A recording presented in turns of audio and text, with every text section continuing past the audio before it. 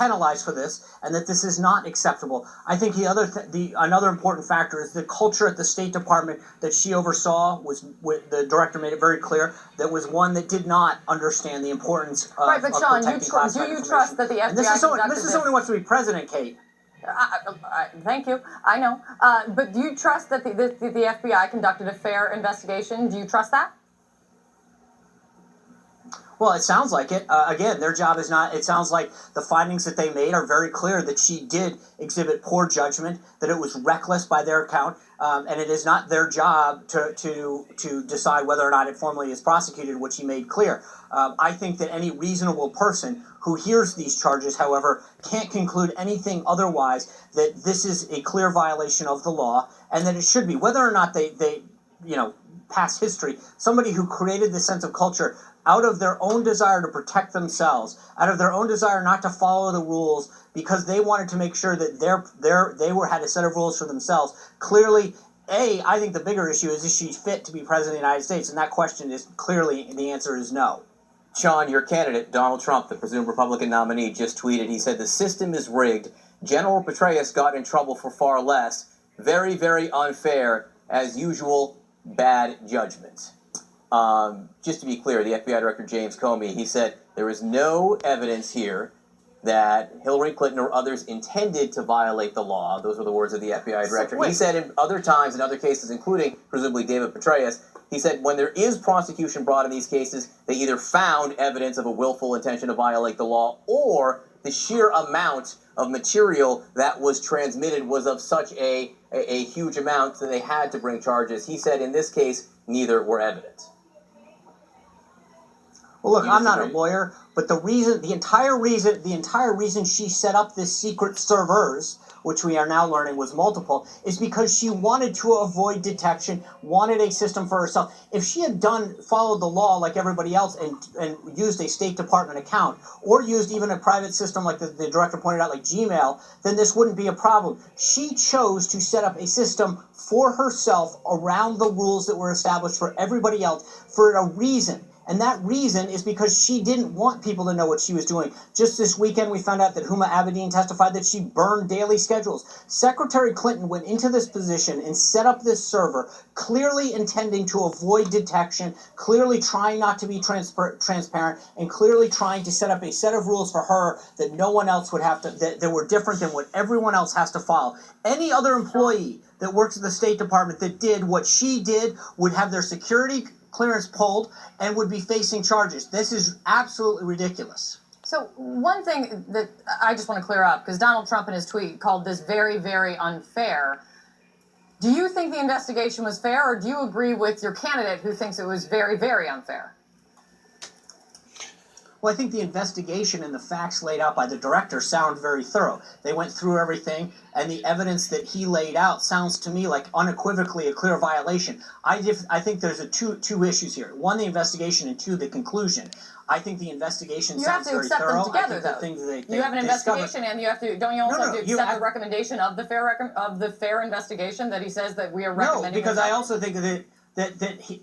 No, because as the FBI director made clear, that's not their job. Their job is to do the investigation, hand that over to the prosecutors at the Department of Justice. But I think that the point that Mr. Trump is making is that you have someone like General Petraeus who violates it, and he gets a fine, he faces penalties. I think that we've yet to see what the Department of Justice does, but we already know that Hillary Clinton, the former president, met with Loretta Lynch, and so you're turning all this evidence over to a Department of Justice that you've got to question what's really going on here. They had a private meeting last week, and so what happened in that meeting, what really was said between President Clinton and Attorney General Lynch, but the system clearly looks like it was already, that when the FBI turned it over, the Department of Justice has already seemed to make it very clear what they're going to do with this.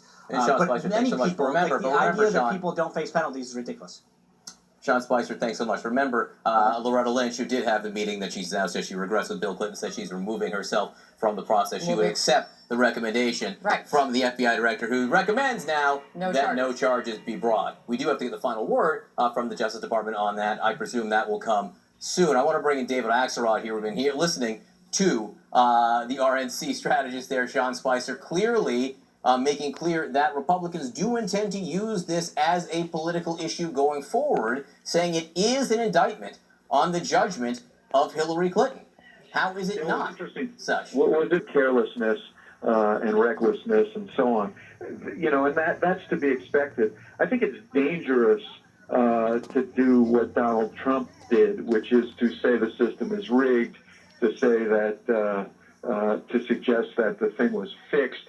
This delegitimization of our institutions, particularly the investigative justice system, is very, very, it's a very irresponsible thing to do. Jim Comey is widely respected as a guy of integrity. He's going to work as an effective tool in this effort. I think in many respects, the Attorney General, the FBI Director has been above reproach here. He's been very transparent. That has been his nature. That has been his history. And I think a lot of Republicans know that and respect that. So I don't think piling on him in this regard. He looked at the bright line between a Petraeus case and this case. He looked at the facts. He looked at the intent. So he came to a different conclusion. So I think that is what it is. I think for Republicans, though, to go with the indictment that he did lay at the feet of the Clinton campaign and Clinton herself about trustworthiness and her effectiveness in handling the sensitive information that she had, I think that's a more powerful argument for the party to make right now. Let me bring in Ari Melber. He's standing. Final determination. Legally, politically, there was a lot of language that Donald Trump can and arguably will use going beyond his tweets just sent. But let's get to the bottom line of the politics of it. A huge, huge victory for the Secretary of State. Obviously, this was a close call for the FBI. Obviously, there's language that can and will be used against her. But for her base among Democrats and Democrat-leaning independents, John, it's impossible to call this anything other than the biggest event of the year, including beating Bernie Sanders in the primaries. Some quotes, Brad, from the staff were extremely careless in their handling of classified info. There is evidence. Intense investigations of Hillary Clinton's tenure at the State Department, right? The Benghazi Committee was not the first or the second, but one of several committee investigations from the legislative branch, including some, of course, political ingredients with Republicans. This second investigation here on the email conduct is a nonpartisan one from law enforcement, the most serious investigation you can run into. And both of these ultimately are essentially, I would note, clearing Hillary Clinton of intentional wrongdoing.